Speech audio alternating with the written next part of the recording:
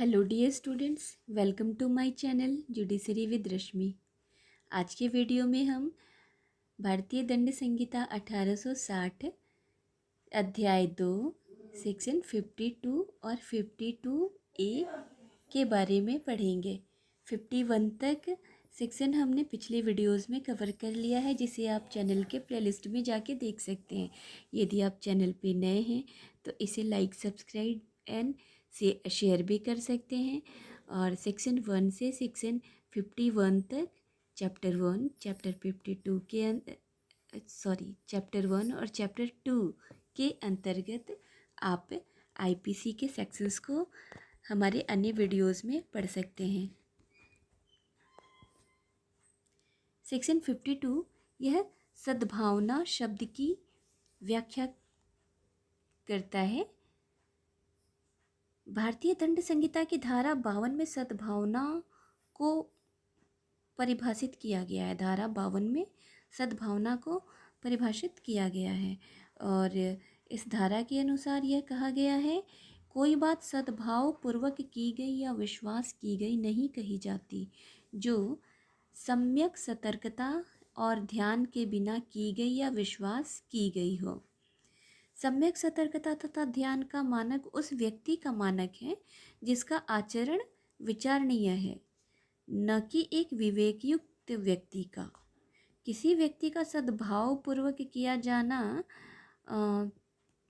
Basically 3 तत्वों पर निर्भर करता है। अब सद्भाव, कोई भी कार्य सद्भाव पूर्वक किया गया है या नहीं, तो यह सद्भाव पूर्वक किया गया है, इसको हम 3 बातों से समझ सकते हैं।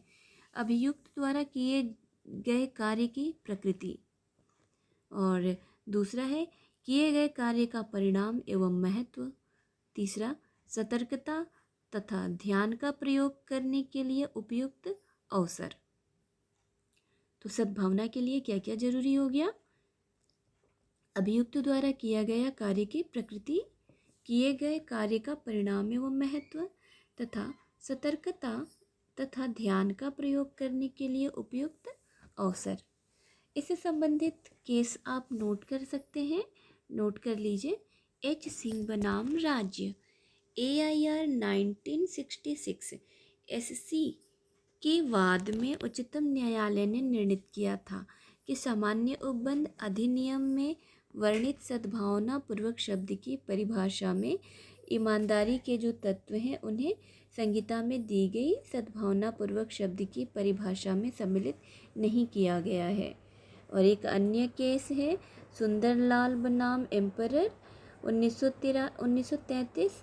इस वाद में कुर्की वारंट कलेक्टर द्वारा हस्ताक्षरित होने के बजाय डिप्टी कलेक्टर तथा ट्रेजरी अफसर द्वारा हस्ताक्षरित हुआ था। अमीन ने वारंट पर कार्यवाही किया और यह निर्णित हुआ कि जहां तक अमीन का प्रश्न है, वारंट उसे वैध प्रतीत हुआ तथा अमीन ने सद्भावना पूर्वक कार्य किया था।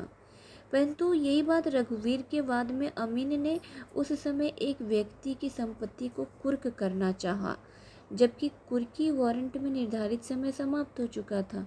तो यह निर्णय दिया गया कि अमीन ने सद्भावना पूर्वक कार्य नहीं किया था। तो आप सद्भावना पूर्वक को अच्छे से समझ पाए होंगे। नेक्स्ट है 52A संशय।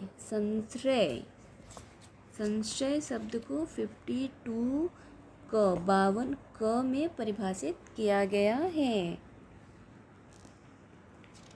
धारा 52 क के अनुसार धारा 157 में क के सिवाय और धारा 130 में वहाँ के सिवाय जहाँ की संशय संश्रित व्यक्ति की पत्नी या पति द्वारा दिया गया हो। संशय शब्द के अंतर्गत किसी व्यक्ति को आश्रय, भोजन, पेय, धन, वस्त्र, आयुध, गोला बारूद या प्रवहन के साधन देना या इन्हीं साधनों से चाहे वे किसी प्रकार के हों या नहीं, जिस प्रकार के इस धारा में परिगणित हैं, किसी व्यक्ति की सहायता पकड़े जाने से बचने के लिए करना आता है। संशय शब्द में क्या क्या आता है ये आपने नोट कर लिया। संशय शब्द को संहिता की धारा 52 क में सन 1942 के संशोधन द्वारा सम्मिलित किया गया है।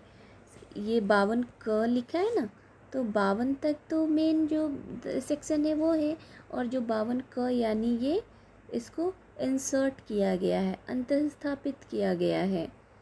तो कब किया गया है 52 क? इससे डायरेक्ट क्वेश्चन पूछता है कि भारतीय दंड संहिता में 52 क धारा को कब जोड़ा गया है, कब सम्मिलित किया गया है? तो 1942 के संशोधन द्वारा। और वैसे हम देखेंगे साधारणतः तो संश्रय का अर्थ होता है गिरफ्तारी को टालने हेतु किसी प्रकार की सहायता प्रदान करना। संशोधन से पूर्व इस शब्द का अर्थ बहुत स्पष्ट नहीं था, क्योंकि इसके संबंध में उच्च न्यायालयों द्वारा अलग अलग विचार व्यक्त किए गए थे, और इसके अर्थ को स्पष्ट करने हेतु संशोधन आवश्यक हो गया। तो फिर जब संशोधन हो गया तो जो संशय शब्द का अर्थ निकल के आता है वो आप अभी नोट डाउन कर लीजिए उसको फटाफट, पेन पेपर लेके तो बैठे ही होंगे। इसके 3 पॉइंट्स हैं जो आप नोट करेंगे, मैं पॉइंट्स में बता रही हूँ कि पॉइंट 1 संश्रय है ना, संशय शब्द का अर्थ एग्जैक्ट क्या होगा, तो इसके पॉइंट 1 को आप नोट कर लीजिए। किसी व्यक्ति को आश्रय, भोजन, पेय, धन, वस्त्र, हथियार, गोला बारूद तथा परिवहन के साधन की आपूर्ति करना। मैं थोड़ा जल्दी जल्दी बोल रही हूँ, क्या आप वीडियो पॉज कर करके लिख लीजिएगा। सेकंड पॉइंट लिखते हैं, किसी व्यक्ति की उपरोक्त वर्णित साधनों या अन्यथा द्वारा सहायता करना।